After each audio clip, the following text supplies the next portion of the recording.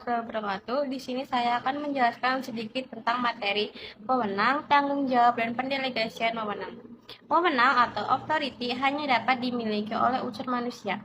Hal ini disebabkan manusia harus selalu berperan aktif dalam setiap kegiatan. Tanpa peran peserta, tenaga kerja manusia, alat-alat andal dan canggih yang harus dimiliki perusahaan tidak ada gunanya.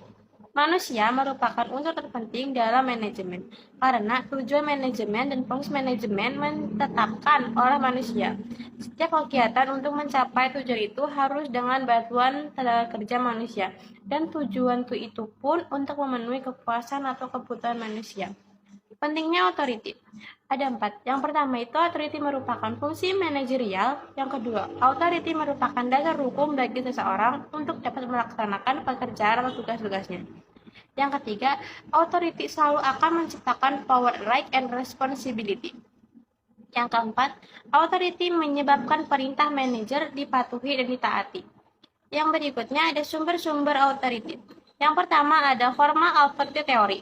Menurut Kons, authority yang dimiliki seseorang bersumber dari barang-barang yang dimilikinya, sebagaimana yang diatur oleh undang-undang, hukum, dan hukum adat dan lembaga tersebut.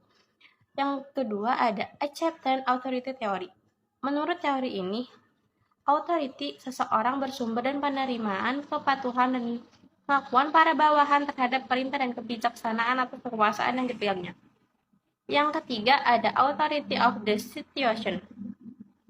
Menurut teori ini, authority seseorang bersumber dari situasi, misalnya keadaan darurat atau kejadian-kejadian luar biasa, karena situasi seseorang mengambil alih kekuasaan untuk menghadapi situasi-situasi khusus tersebut.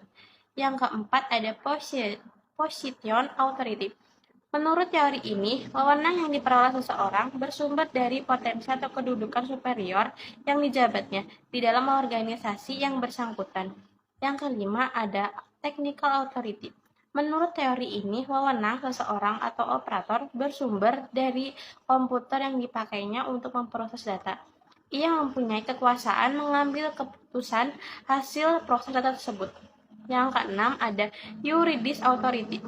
Menurut teori ini, wewenang seseorang bersumber dari hukum atau undang-undang yang berlaku. Yang selanjutnya itu ada batas-batas authority. Yang pertama ada kemampuan jasmania atau fisik. Kemampuan jasmania atau fisik artinya manajer tidak dapat merintah atau menugaskan kepada para bawahannya yang di luar kemampuan manusia. Yang kedua ada alamiah, artinya manajer tidak dapat menugaskan para bawahannya untuk mengkodratkan alam. Yang ketiga ada teknologi, artinya manajer tidak dapat memerintah bawahannya untuk melakukan tugas-tugas yang belum tercapai teknologi atau ilmu pengetahuan. Yang keempat ada pembatasan ekonomi, artinya wewenang seseorang manajer dibatasi oleh keadaan ekonomi. Yang kelima ada partnership arrangement, artinya wewenang seseorang manajer juga dibatasi oleh rekannya. Yang keenam ada lembaga, artinya wewenang seseorang manajer dibatasi oleh anggaran dasar di dana rumah tangga, kebijaksanaan, produser lembaga bersangkutan.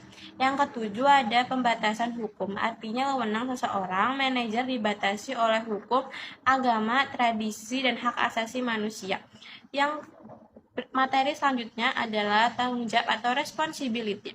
Tanggung jawab atau responsibility adalah keharusan untuk melakukan semua kewajiban tugas-tugas yang dibebankan kepadanya sebagai akibat dari wewenang yang diterima dan dimilikinya. Setiap wewenang akan menimbulkan hak atau right, tanggung jawab atau responsibility, kewajiban-kewajiban untuk melaksanakan dan mempertanggungjawabkan akuntabilitas. Yang selanjutnya adalah pentingnya manajer puncak dalam mencapai tujuan. Yang pertama itu ada pemberdayaan konsumen, menginginkan tersedianya barang dan jasa dengan kualitas baik, harganya layak, dan selalu ada di pasar. Adanya hubungan yang harmonis antara pemilik, karyawan, dan manajer sehingga produksi barang dan jasa tetap tersedia. Pemerintah mewajibkan agar perusahaan dikelola sesuai dengan izinnya. Pemerintah mengharuskan perusahaan untuk membayar kewajiban-kewajibannya, misalnya pajak dan lain-lainnya. Yang kedua itu pemilik perusahaan. Pemerintah tetap liquid dan solvable, laba yang layak atas investasinya. Sarana prasarana hendaknya dimanfaatkan seoptimal mungkin. Informasi tentang keadaan perusahaan dan masa depan perusahaan.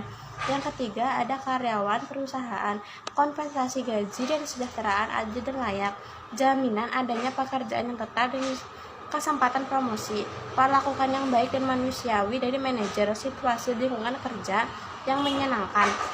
Yang selanjutnya itu ada pendelegasian wewenang. Pendelegasian wewenang merupakan dinamika organisasi karena adanya pendelegasian wewenang ini para bawahan mempunyai wewenang sehingga mereka dapat mengerjakan sebagian pekerjaannya untuk pemimpin.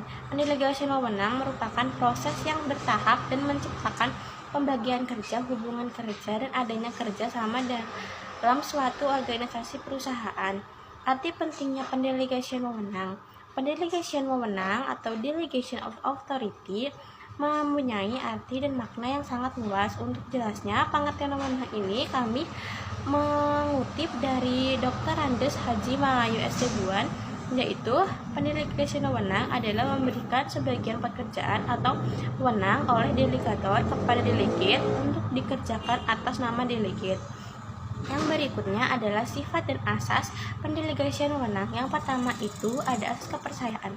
Asas kepercayaan hanya akan mendelegasikan sebagian wewenang kepada delegate jika delegate tersebut dapat dipercaya.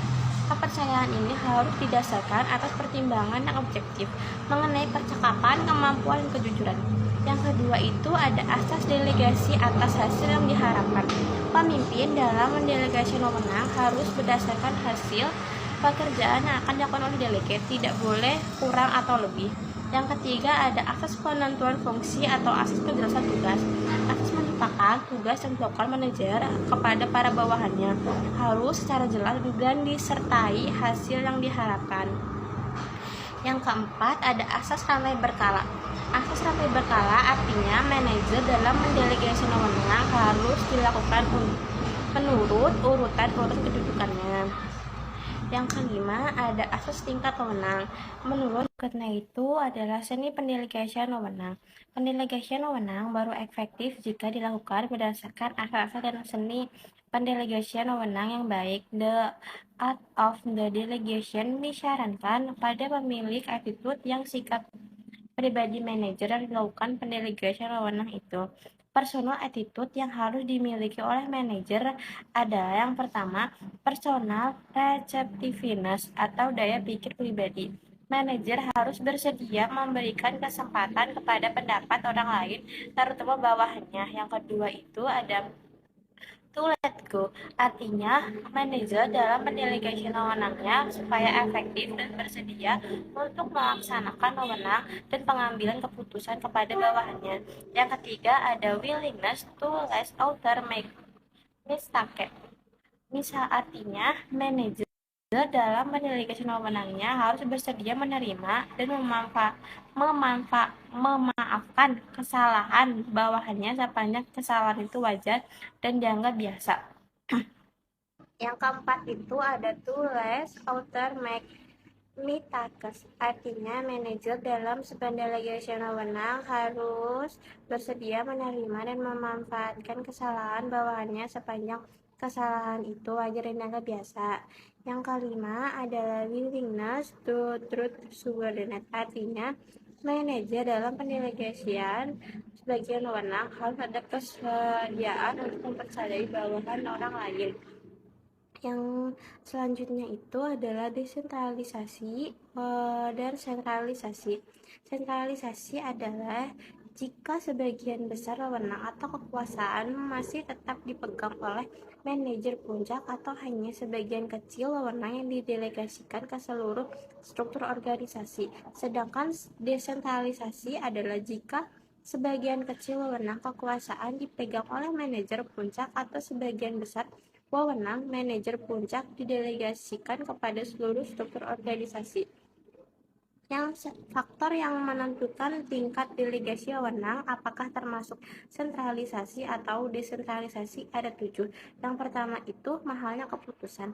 Yang kedua keseragaman kebijaksanaan. Yang ketiga, sejarah perusahaan. Yang keempat, keinginan untuk bebas. Yang kelima, ketersediaan manajer. Yang ketujuh, teknik pengendalian.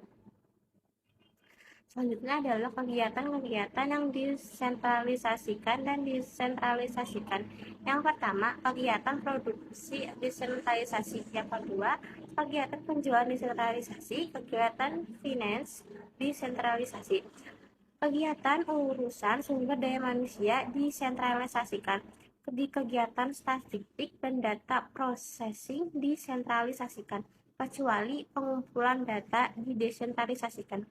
Kegiatan processing terutama mesin-mesin e-commerce. Yang ketujuh, kegiatan pengangkutan dan logistik biasanya disentralisasikan. Alasan pokok mengapa para manajer tidak mendelegasikan wewenang: adanya kecenderungan ego manusia untuk ingin melakukan hak-hak tertentu secara pribadi, kurang menghayati peran manajemen, perasaan takut diekspos, penerimaan teori bahwa orang tidak dapat diganti, keengganan untuk menjadi